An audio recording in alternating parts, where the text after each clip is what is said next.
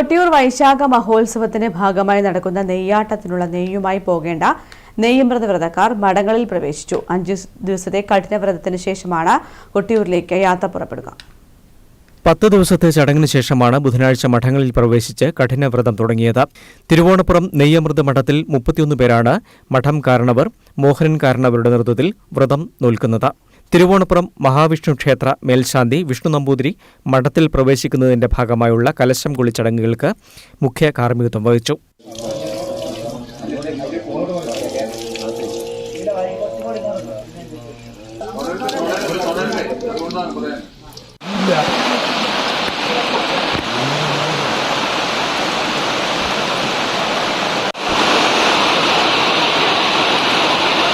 June 8 അർദ്ധരാത്രിയോടെയാണ് Kottiyoor സന്നിധാനത്തെ സ്വയംഭൂവിൽ നെയ്യ് അഭിഷേകം നടക്കുക.